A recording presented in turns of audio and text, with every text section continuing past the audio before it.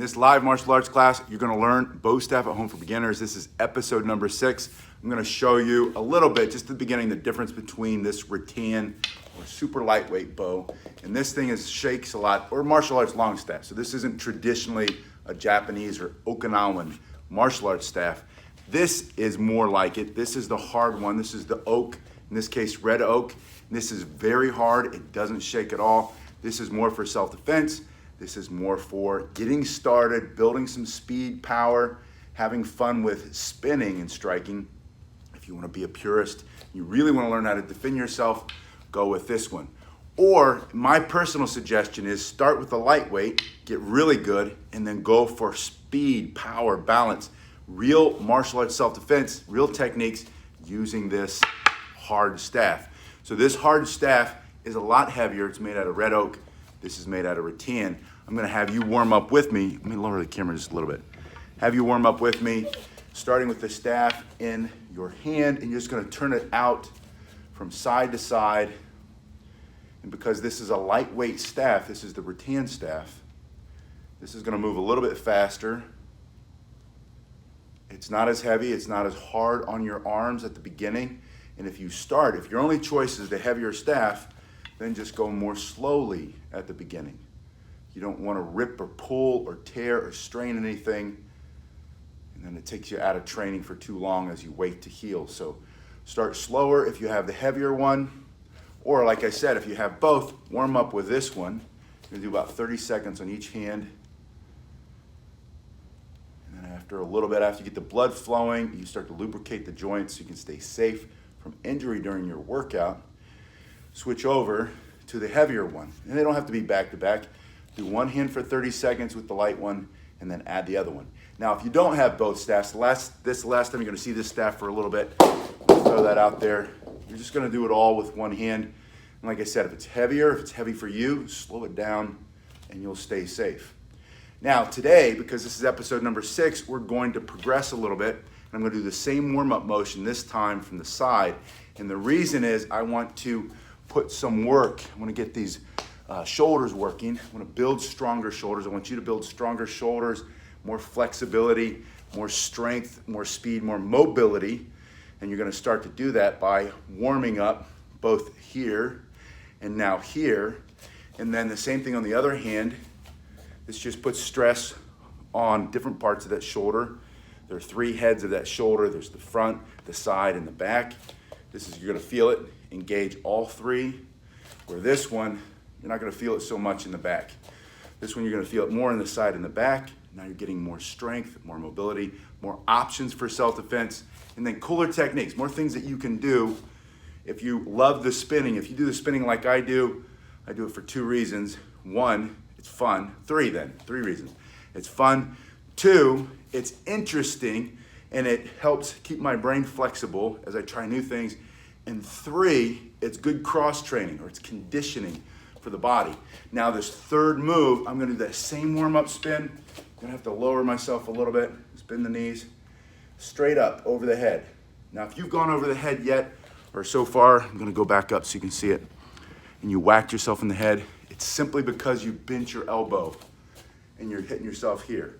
Lock the arm straight up, go back and forth, and now in this third plane, it's gonna fire the back of your shoulder a lot more, even than the side. And you're gonna start to really build strength and power.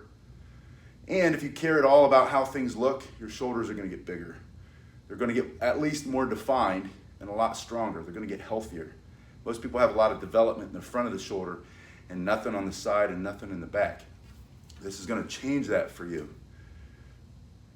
So go side to side, 30 seconds, just turning, and you can see it's also still continuing to build strength, speed, power, a wicked strong grip. And if you do other martial arts, especially grappling, like jiu-jitsu, judo, wrestling, Western wrestling, judo, any of those things require a really strong grip. Or if you do striking martial arts, you need a good guard. You need to be able to hit without rolling that wrist. All of this turning is going to get that there for you. Now that you've done that basic warm-up, you're gonna put it in this hand. I said in the last episode, we were really gonna slow down break down this butterfly spin. Seems very elusive for a lot of people, for good reason. It's not a natural move. Turning is a natural move. This is the warm-up turn that you did. So you turn it up, pinky's facing the sky. This is my left hand. The right hand, thumb goes down, pinky to thumb. The other hand takes it, turns as far as it can. It can't turn any longer. The left hand's gonna slide up under it, palm, this palm, back of that hand, and then the thumb. See how I slide it over? There are the thumbs, there are the fingers. That's the butterfly, that's why it's called that. You're gonna turn it. This hand pulls back and out of the way. This hand's gonna turn over. This hand pulls back and out of the way. And that's really the key. I think a lot of people get frustrated with the hands getting stuck in the way. And then you run your staff into your hands. That's the key. Just pull them back. Pull it back. Go that way for a while. If you hit the camera, just adjust it. Same thing. This is the right hand. Now I'm just doing that warm-up spin. I go down, pinky's up. Left hand starts here toward the elbow. I slide down. Palms facing away from each other.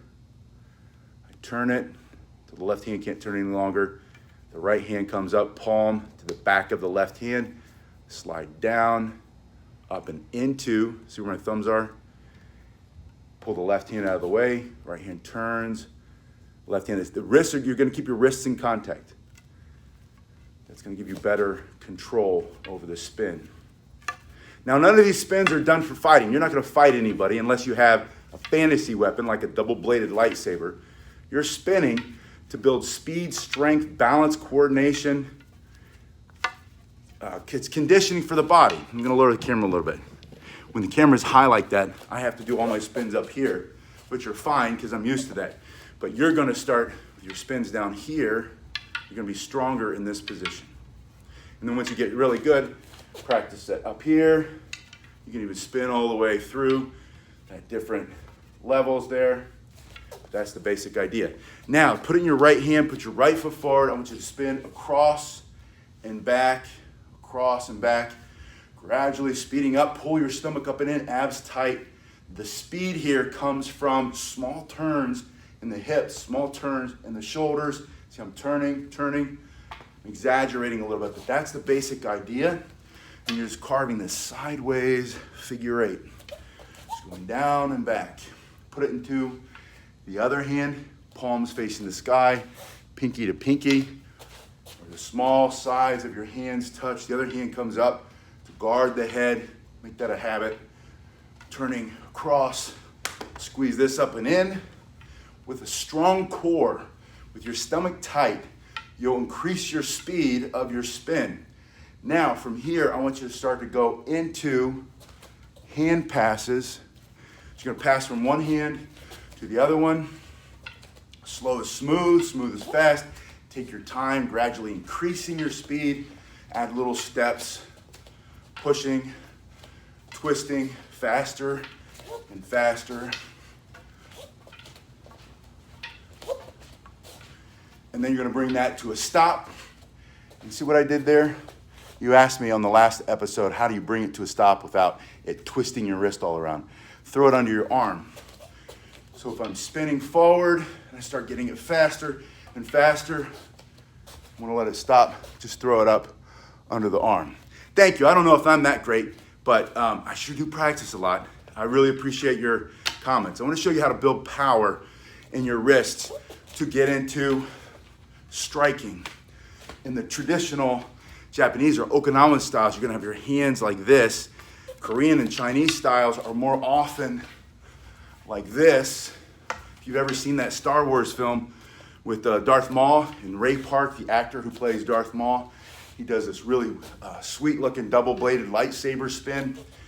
But that's all that is. It's both hands facing out, spinning this way. I want you to learn how to get this position and this position. We're gonna go through all of them all at the same time, every single workout. We're gonna now start to work here and work here. So starting here, you have basic strikes, lunges, the backhand strikes, striking down over the top. And there's that popular figure 4. I said we'll go over that. All I'm gonna say about that today is don't get it up here in your armpit. It doesn't have to be this high. It shouldn't be that high. A lot of guys do this. I think Morgan from The Walking Dead. Some of you like Morgan from The Walking Dead. I never knew it until you put the comments and you said, you look like Morgan from The Walking Dead, and I had to look it up. And he's doing this, which is a really popular karate style, like for show. I want you to learn how to strike, but get away from the showy stuff. The problem is, if you're doing it really quickly, it looks cool, but it's not practical for self-defense. And you should know the difference between what's supposed to look cool and fun and interesting, right? This is all interesting stuff and different moves and different tricks. And you'll learn to go behind your back and up over your head. And then you can do like some of that showy stuff like Ray Park and the Darth Maul for the Star Wars movies or whatever. But mostly I want you to know how to defend yourself. And I'm gonna build strength. This is the last thing we're gonna do in this workout. We really worked a lot on this. I want you to get that butterfly spin, just so you can learn how to handle this thing better for self-defense. Butterfly spin is not a fighting move, it's a conditioning move. This move is also a conditioning move, but it's a way to get the staff into the other hand very quickly, or your hand position. Go from here. This is the best way, by the way. But this is a lot fancier, and it builds a lot of speed and strength.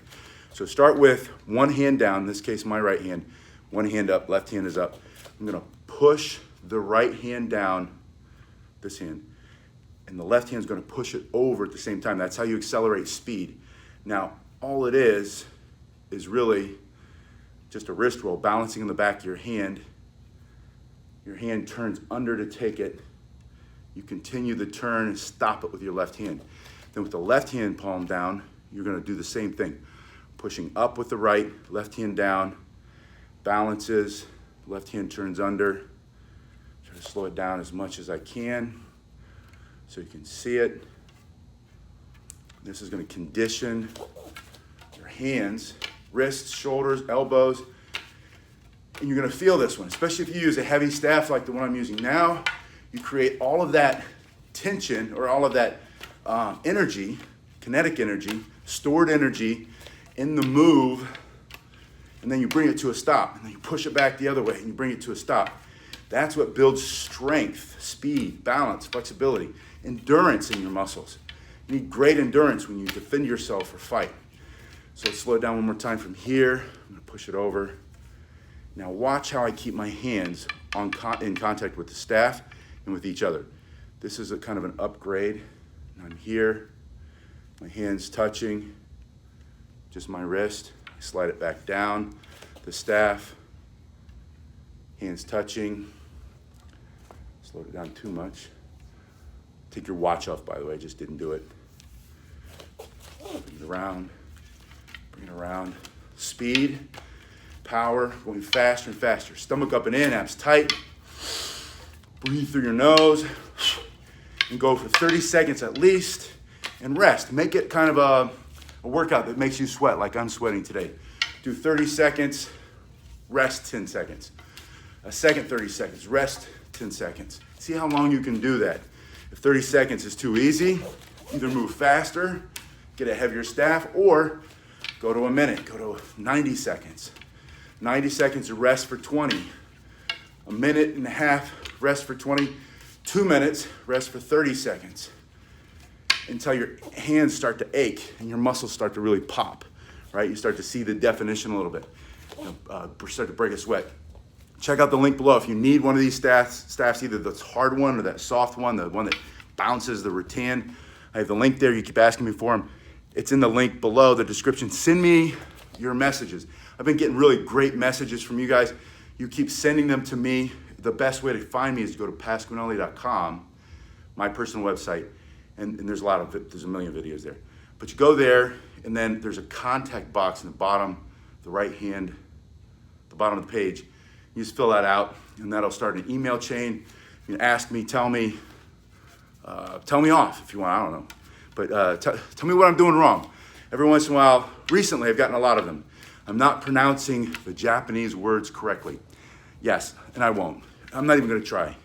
And there's a reason for that. And if you ever care, ask me. I'll tell you why. But not because I'm disrespectful, but just isn't important to me. I'd rather spin the staff and strike and hit and make my body stronger than spend too much time studying words. That just seems like a different, like if I were at a university or something, maybe I'm learning linguistics, I would do that. Anyway, I'll see you guys in a little bit. Thank you so much.